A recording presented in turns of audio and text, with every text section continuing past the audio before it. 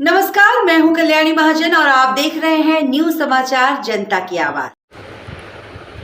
राजधानी लखनऊ से बड़ी खबर सामने आ रही है। आराधना मिश्रा मोना कांग्रेस विधायक आज सरकार सदन चलने नहीं देना चाहती है। आइए देखते हैं पूरी रिपोर्ट संवाददाता अभिषेक दुबे के साथ।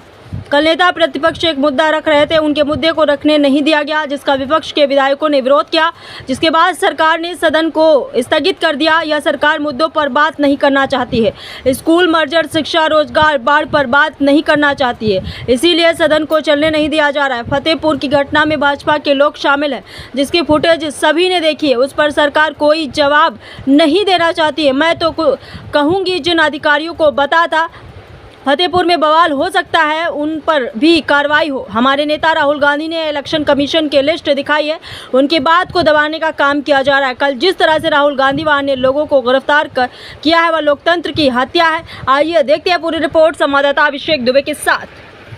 ना चर्चा कराना चाहती है और ना ही बाढ़ पर चर्चा कराना चाह रही है, ना मर्जर और क्रूज पर चर्चा कराना चाह रही है, ना लॉ एंड ऑर्डर पे चर्चा कराना चाह रही है, ना बेरोजगारी पे चर्चा कराना चाह रही है। केवल अपनी वाहवाही लूटने के लिए सरकार सदन का समय और जनता की बातों से दूर भाग रही है। कल जिस तरह से अहंकार में भरी हुई सरकार जब नेता प्रतिपक्ष अपनी बात को सदन में रख रहे थे, तो पूरे देश ने देखा, आप सब ने देखा, जनता ने देखा उत्तर प्रदेश की कि किस अहंकार भरे लहजे में उनकी पीड़ा को ये कह करके नकार दिया कि इस तरह की कोई घटना नहीं हुई। ये उत्तर प्रदेश की विधानसभा का सबसे काला दिन था, जहां पर परंपराओं का हमेशा निर्वहन हुआ है।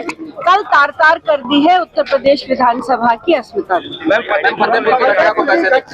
देखिए, पूरी तरह से ये घटना मैं कहूंगी कि सरकार की और वहां के स्थानीय प्रशासन की विफलता है।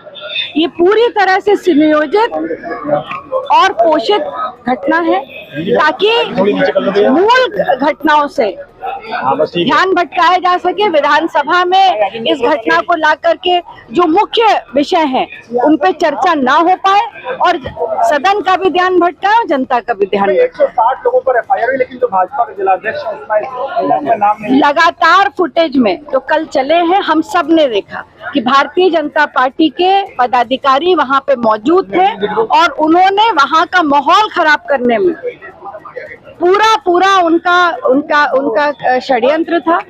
और मैं तो ये भी कहूंगी कि उनके साथ साथ उन अधिकारियों पर भी कार्रवाई होनी चाहिए जिनको ये मालूम था कई दिनों से कि वहां पे संवेदनशील स्थिति है। उन्होंने पर्याप्त सुरक्षा बल के इंतजाम नहीं किए, वहां की व्यवस्था नहीं करी। उन पर भी कार्रवाई होनी चाहिए और इसकी न्यायिक जांच होनी चाहिए।